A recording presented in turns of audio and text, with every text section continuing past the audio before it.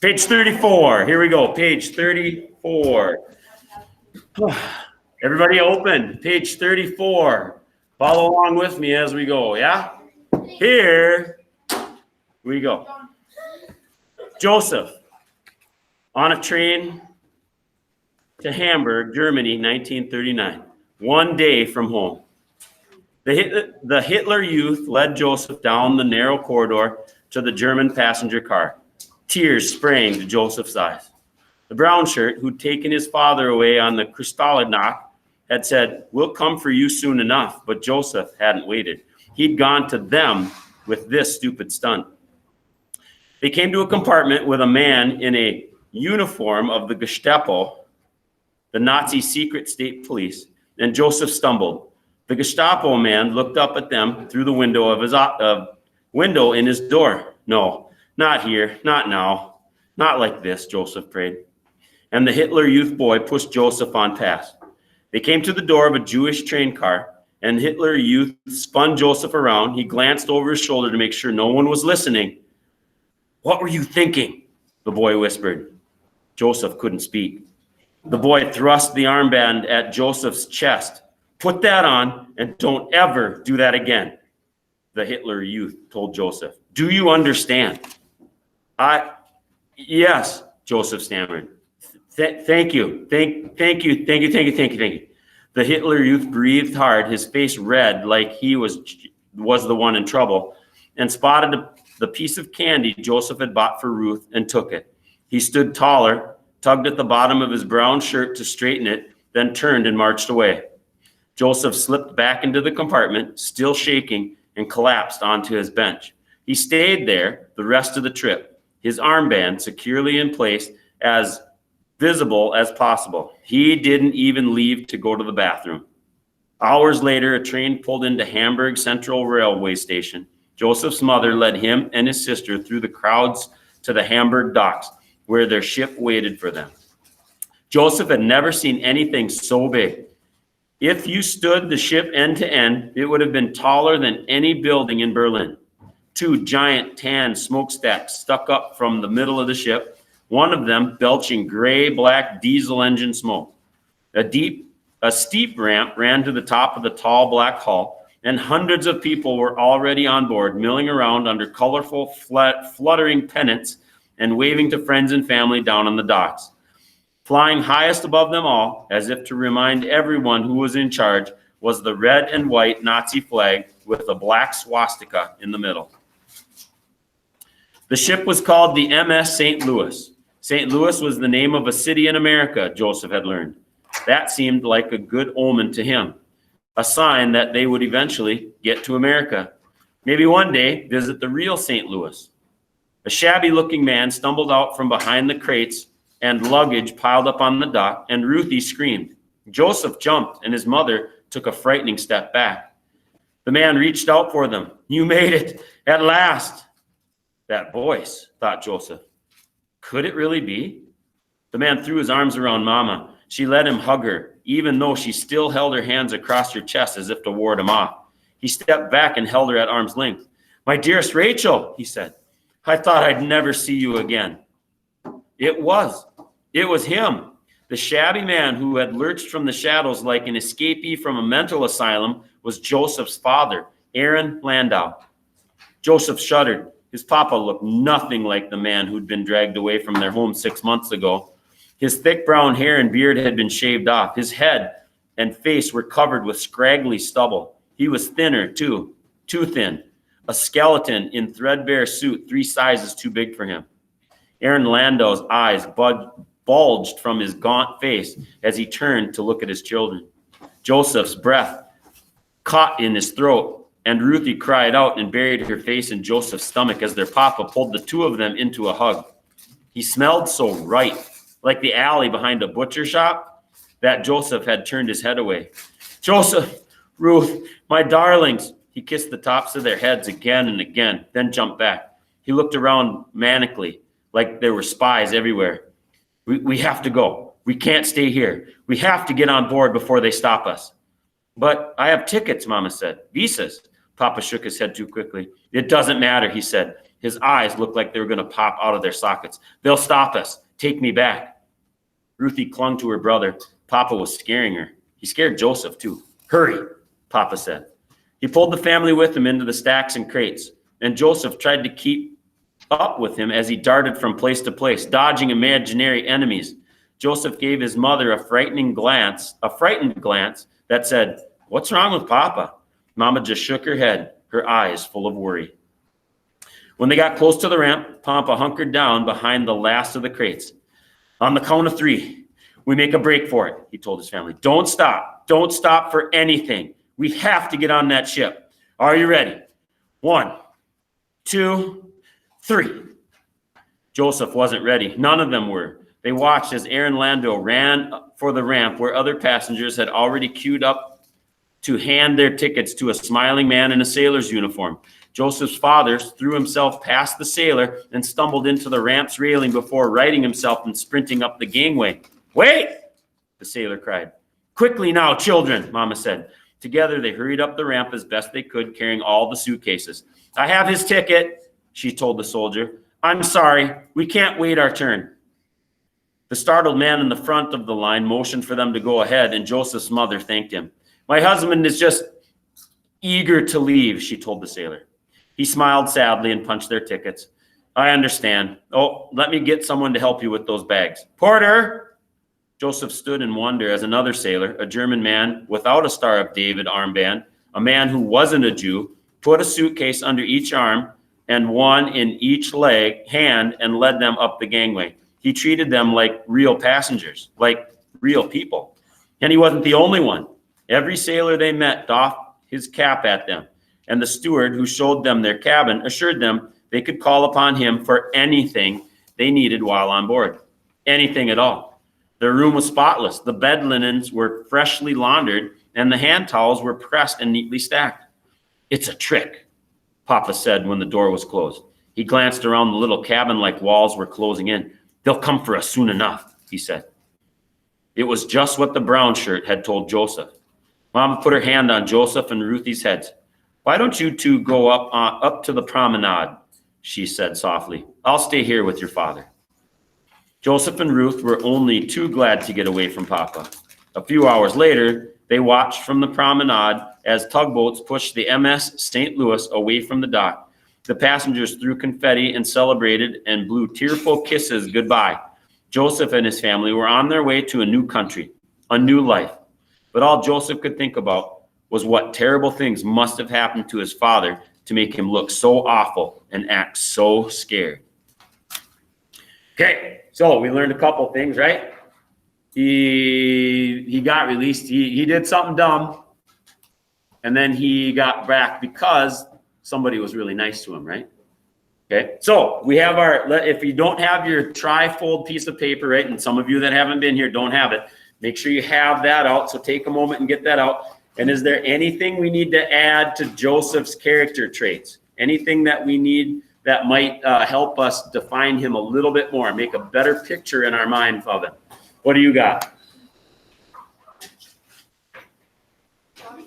He's cautious. Yep, absolutely. He's becoming cautious. His father obviously got through some terrible things, right? Some terrible things.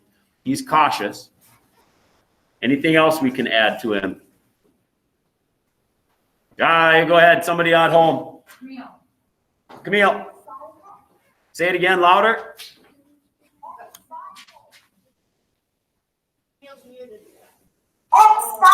Excited. Yes, excited. There you go. Camille, do you have something?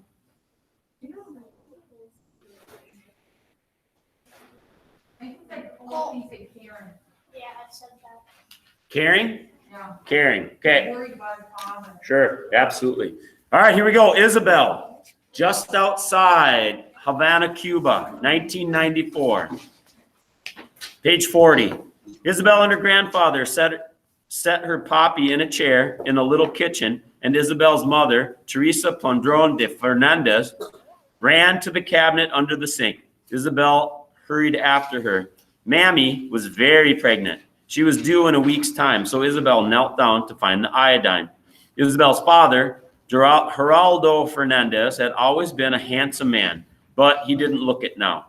There was blood in his hair, and the area around one of his eyes was already turning black. When they pulled at his white linen shirt off him, his back was covered with welts. Isabel watched as Mammy cleaned his cuts with a washcloth. Poppy hissed as she disinfected them with the iodine. What happened? Isabel's mother asked. An Industriales baseball game played on the television in the corner, and Isabel's grandfather turned down the volume. There was a riot on the Malcon, Lito said. They ran out of food too fast. I can't stay here, Poppy said. His head was bent low, but his voice was loud and clear. Not any longer. They'll come for me. Everyone was quiet at that. The only sound was the soft crack of a bat and the roar of a crowd on the television. Poppy had already tried to flee Cuba twice. The first time, he and 3 other men had built a raft and tried to paddle their way to Florida, but a tropical storm turned them back. The second time, his boat had a motor, but he'd been caught by the Cuban Navy and had ended up in jail. Now it was even harder to escape. For decades, the United States had rescued any Cuban refugees they found at sea and taken them to Florida. But the food shortage had driven more and more Cubans to El Norte. Too many. The Americans had a new policy, everyone called wet foot, dry foot. If Cuban refugees were caught on sea with wet feet, they were sent to the U.S. Naval Base at Guantanamo Bay at the southern end of Cuba. From there, they could choose to return to Cuba and Castro or languish in a refugee camp while the United States decided what to do with them. But if they managed to survive the trip across the Straits of Florida and evade the U.S. Coast Guard and actually set foot on the United States soil, be caught with dry feet, they were granted special refugee status and allowed to remain and become U.S. citizens. Poppy, who was going to run away again, and this time, whether he got caught with wet feet or dry feet, he wasn't coming back. There's no reason to go throwing yourself onto a raft in the ocean, Lito said. You can just lie low for a while. I know a little shack in the cane fields. Things will get better. You'll see. Poppy slammed his fist on the table. And how exactly are they going to get better, Mariano? Do you think the Soviet Union is going to suddenly decide to get back together and start sending us food again? No. No one is coming to help us, and Castro is only making things worse. As if saying his name made him appear, the baseball game on the television was interrupted by a special message from the Cuban president. Fidel Castro was an old man with liver spots on his forehead, gray hair, a big bushy gray beard, and bags under his eyes. He wore the same thing he did every time he was on television, a green military jacket and a flat round cap. He sat behind a row of microphones. Everyone got quiet as Lito turned up the volume. Castro condemned the violence that had broken out on the Malcon, blaming it on U.S. agents. Poppy scoffed. It wasn't U.S. agents. It was hungry Cubans. Castro rambled on without a script, quoting novels and telling personal anecdotes about the revolution. Oh, turn it off, Poppy said. But before Mammy had reached the set, Castro said something that made them all sit up and listen.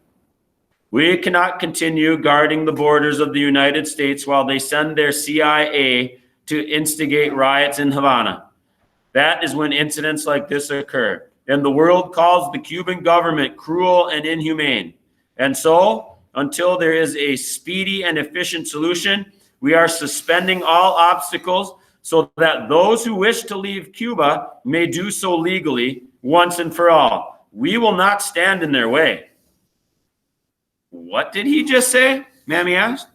Poppy's eyes were as wide as he stood from the kitchen table. Castro just said anybody who wants to can leave. Isabel felt as though her heart had been ripped out of her chest. If Castro was letting anyone leave, her father would be gone before the sun rose the next day. She could see it in his wild look. You can't go now. You can't go now, Lito told Poppy. You have a family to take care of, a wife, a daughter, a son on the way.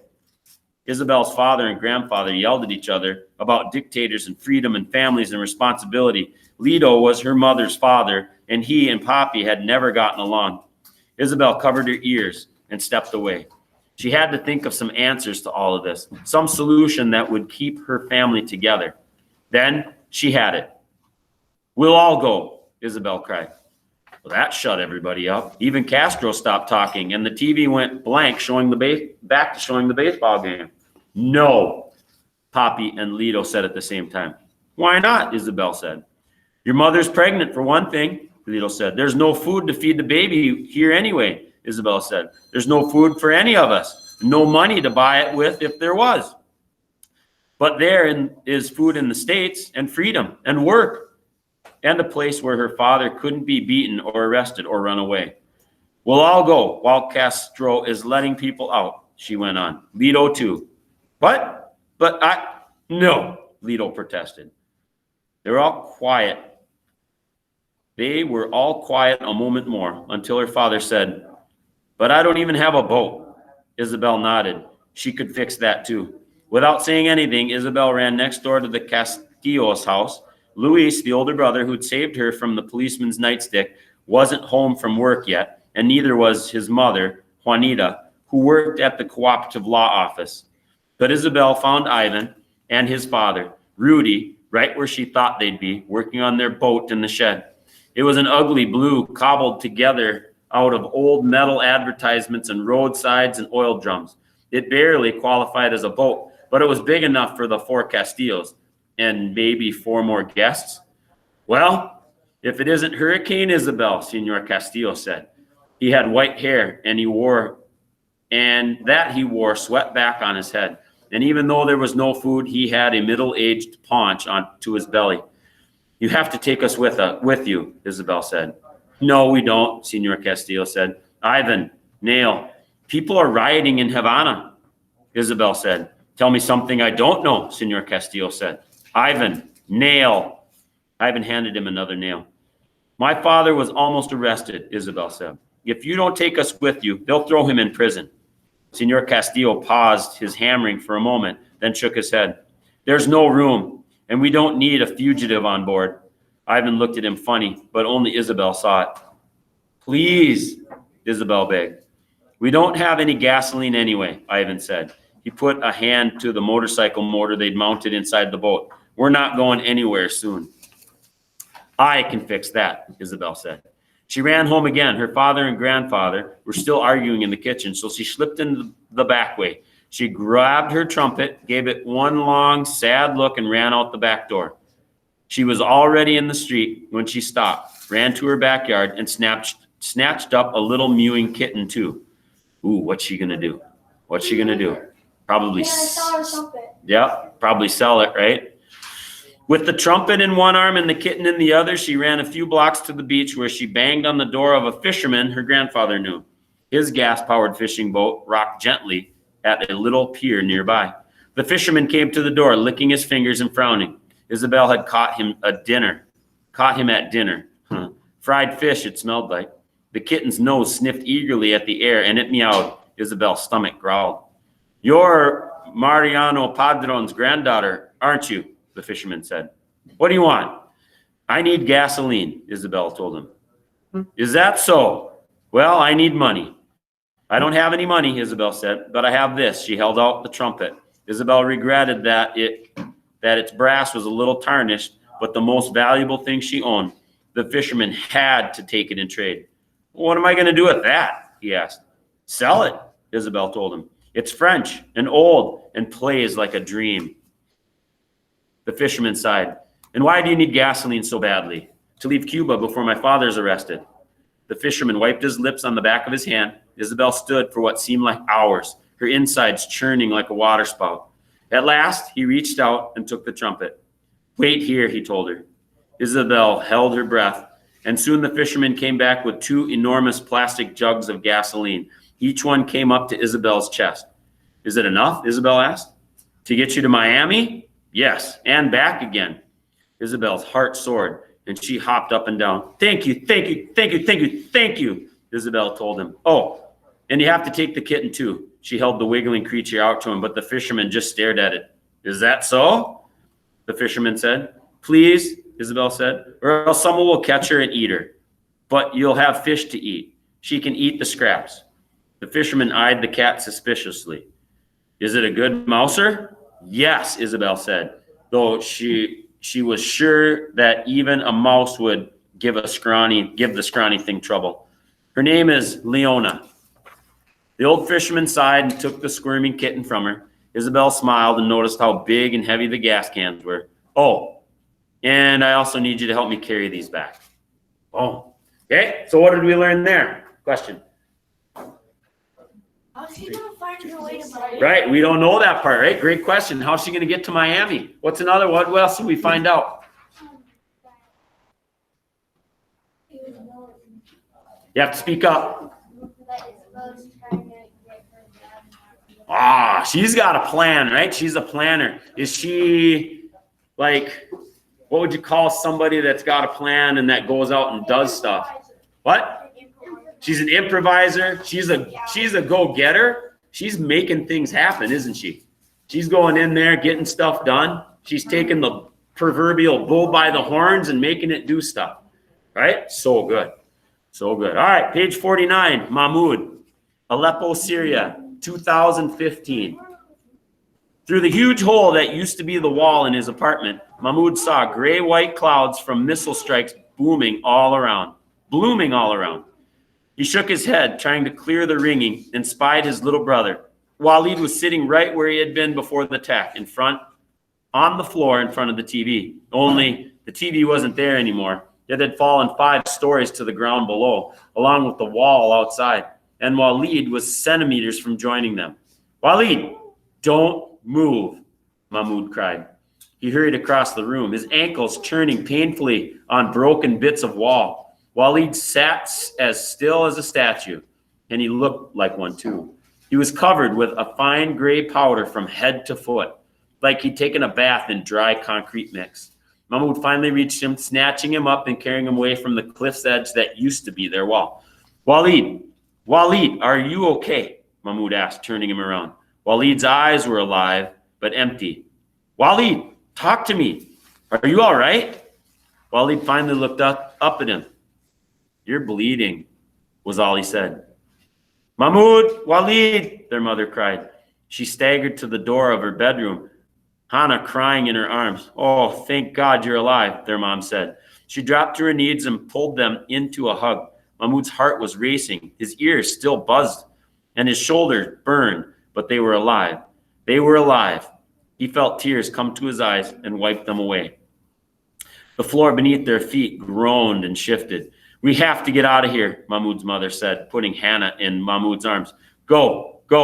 Take your brother and your sister. I'll be right behind you. I just have to grab a few things. Mom, no. Go, she told Mahmoud, pushing them all toward the door.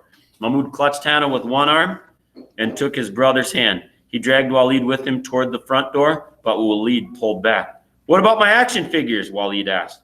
He looked over his shoulder and wanted to go back for them. We'll buy new ones, Mahmoud told him. We'll have to get out of here. Across the hall, the Sharif family filled the corridor. Mother, father, twin daughters, both younger than Walid. What happened? Mr. Sharif asked Mahmoud. And then he saw the missing wall and his eyes went wide. The building's been hit, Mahmoud said. We have to get out. Mr. and Mrs. Sharif hurried back into their apartment, and Mahmoud carried Hannah down the stairs, pulling Walid behind them.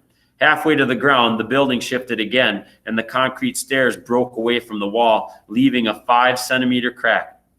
Mahmoud grabbed the railing to steady himself and waited a long, breathless moment to see if the stairs were going to collapse. When they didn't, he ran the rest of the way down and burst out into the street, Hannah still in his arms and his brother right behind him. Rubble was strewn everywhere. Missiles and bombs thudded nearby, close enough to shake loose parts of the walls. The building shuddered and collapsed. Smoke and debris. A building shuddered and collapsed. Smoke and debris avalanched out into the street. Mahmoud jumped when it fell, but Walid stood still, like this kind of thing happened every day. With a jolt of surprise, Mahmoud realized this kind of thing did happen every day, just not to them, until now. Everywhere around them, people fled into the streets, covered in gray dust and blood. No sirens rang. No ambulances came to help the wounded. No police cars or emergency crews hurried to the scene. There weren't any left. Mahmoud stared up at their building. The whole front had collapsed, and Mahmoud felt like he was looking at a giant dollhouse. Each floor had a living room and kitchen just like theirs, all decorated differently. The building groaned again, and the kitchen on top floor began to tip toward the street. It collapsed onto the 6th floor, and then into Mahmoud's apartment, and on down like dominoes. Mahmoud barely had time to yell, "Run!" and drag Walid and his sister away before the whole building came crashing down onto the street, thundering like a jet fighter. Safe on the sidewalk across the street, clutching Hannah and Walid, Mahmoud suddenly realized his mother had still been in the building. "Mom! Mom!" Mahmoud yelled. "Mahmoud? Walid?" He heard his mother cry, and she came out from behind a pile of rubble with the Sarif family, all of them covered in gray dust. She ran toward Mahmoud and embraced them, Walid and Hannah. "We went out the back stairs," she told them, "and just in time." Mahmoud looked up at where his apartment had been. It wasn't there anymore. His home was totally destroyed. What would they do now? Where would they go? Mahmoud's mother was carrying their school backpack, and she traded them for Hannah. Mahmoud couldn't understand why his mother had bothered to save their backpacks until she saw that they were stuffed with clothes and diapers. She had gone back for whatever she could take from the apartment. Everything they owned was in these 2 backpacks. "I can't reach your father," Mahmoud's mother said, thumbing her phone. "There's no service again." Mahmoud's father was an engineer with a mobile phone company. If the phones were out, he was probably working on trying to fix them. But what if his father had been hit by one of the bombs? Mahmoud's stomach twisted into knots just thinking about it. But then there was his dad running down the street toward them, and Mahmoud felt like he could fly. "Fatima, Mahmoud, Walid, Hannah," his father cried. He wrapped them all in a hug and kissed little Hannah on the forehead. "Thank God you're alive," he cried. "Dad, our house is gone," Mahmoud told him. "What do we do?" "What we should have done a long time ago. We're leaving Aleppo. Now, I parked the car nearby. We can be in Turkey by tomorrow. We can sell the car there and make our way north to Germany." Everyone stopped while Mahmoud's father walked ahead. "Germany?" Mahmoud's mother said. Mahmoud felt as stunned as his mother sounded. Germany? He remembered the map of the world that hung in his classroom. Germany was somewhere up north, in the heart of Europe. He couldn't imagine traveling that far. "Just for a little while," Mahmoud's father said. "I saw on the TV they're accepting refugees. We can stay there until all of this is over, until we can come back home." "It's cold in Germany," Mahmoud said. "Do you want to build a snowman?" his father sang. They'd seen Frozen in a movie theater back when they could get the now government-controlled side of the city that had theaters. "Yusuf," Mahmoud's mom warned. Mahmoud's dad looked sheepish. "It doesn't have to be a snowman." "This is serious," Mom said. "I know we've been talking about leaving, but now, like this, we were going to pack, plan, buy tickets, book hotel rooms. All we have now are 2 backpacks and our phones. Germany is a long way away. How will we get there?" "By car first," Mahmoud's father suggested. "Then by boat, by train, by bus, on foot. I don't know. What choice do we have? Our home is destroyed. Were you able to get the cash we've put away?" Mahmoud's mother nodded, but she was clearly still worried. "So we have money. We will buy tickets as we go. More importantly, we have our lives. But if we stay in Aleppo a day longer, we might not even have that." Mahmoud's father looked from his wife to Hannah to Mahmoud to Walid. "We've spent too much time talking about it and not doing anything. It's not safe here. It hasn't been for months, years. We should have gone long ago. Ready or not, if we want us to live, we have to leave Syria." Oh,